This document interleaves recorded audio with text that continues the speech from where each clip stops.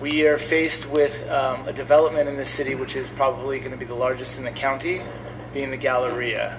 How do you see this coincide with that potential development, and how do they work together? How are they separate? How can we work to protect the residents? And this document came first, and obviously you've thought about how the Galleria might unfold one way or the other. How do you see that going forward? So great question. I'll just clarify, maybe I misspoke. So yes, it's a land use document. It's more than a land use document, I'd say. So absolutely, a lot of the meat of, say, the Live White Plain element, for example, has a lot of recommendations as it relates to land use.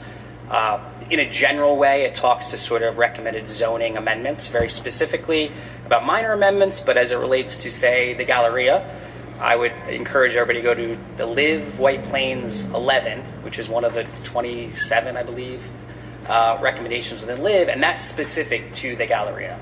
And that's something that gets into some general guidelines, I would say, about the type of development, right? There's definitely robust discussion throughout the process, not just by the Comprehensive Plan Committee, but frankly from the public. If you look at those boards from the White Plains Public Library public hearing, you see that more than all other 145 initiatives had stars or other kind of stickers. So clearly it's the initiative we've seen garner the most interest.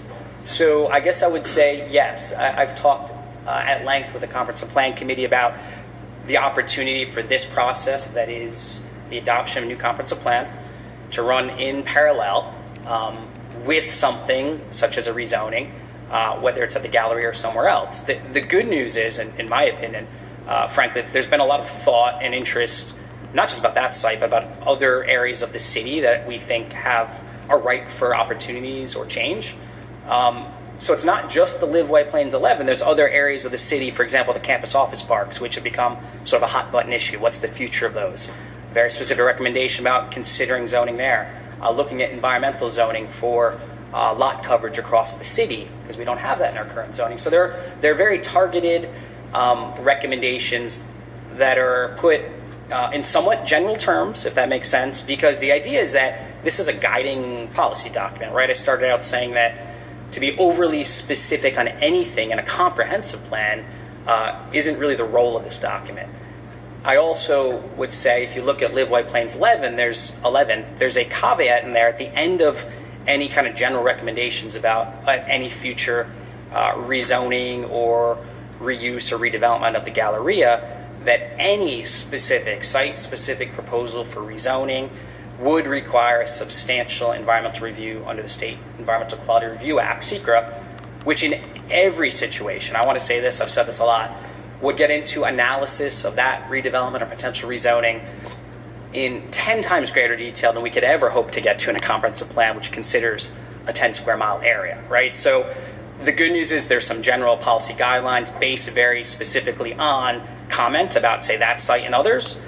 But we know clearly, and I made that presentation when the Galleria rezoning or concept plan came forth, that an environmental review process can run completely in parallel. And by the way, any rezoning in the future of a site like that would have to be consistent with an adopted comprehensive plan. So what ends up being in Live White Plains 11 and sort of the other recommendations are the city's opportunity, your all opportunity to get the sort of development or the shape or sort of scale of development that the city's talking about. So long-winded answer to say you can work in parallel, but I think we are benefiting.